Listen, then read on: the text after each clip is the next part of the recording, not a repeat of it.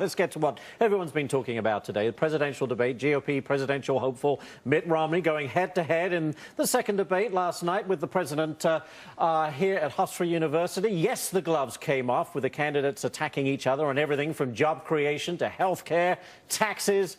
Just take a listen. And Governor Romney says he's got a 5-point plan. Governor Romney doesn't have a 5-point plan. He has a 1-point plan. And that plan is to make sure that folks at the top play by a different set of rules. I can tell you that if you were to elect President Obama, you know what you're going to get. You're going to get a repeat of the last 4 years. We just can't afford 4 more years like the last 4 years. All right, there's the question. Who came out on top? It obviously depends on who you ask. And who better to answer that than Fox News contributors Monica Crowley and Ellis Henican. And thank you both, as always, for being here. Hi, Ashley. Hey. All right, Monica. Did Governor Romney do enough to persuade those undecided voters last night? He had tremendous momentum going into last night. We saw a huge shift in the polls after the first presidential debate where he was really tough, very assertive, very strong in his policy positions. It resonated with a lot of undecideds and a lot of other Americans. So he did have the momentum going into last night. I think what happened is you had 2 alpha males circling each other last night where you didn't have that in the first debate. And so they may have debated to a draw. But I think what happens is because Governor Romney was so strong again last night that it will actually seal his momentum going forward. All right, Ellis, have at it. I said, look, the bar was pretty low for the president coming in. You said, okay, but he really leapt over it. Well, let's put it like this, actually. If Monica is conceding a draw, the South where I grew up was a first-class thumping. I mean, this guy romped last night, right?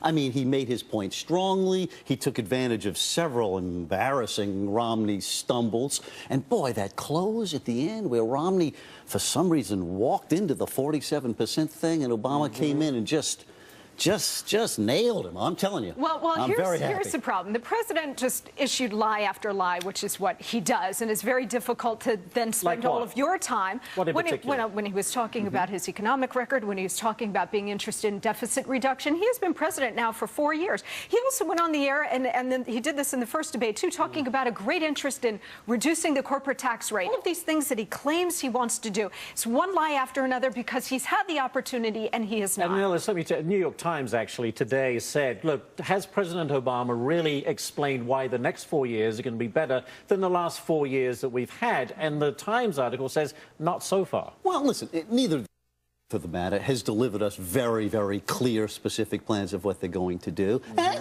you understand the partisans are going to, Monica's going to think her guy did great. And frankly, I'm inclined to think that Obama did well. But there are actual facts out here that we can look at, right?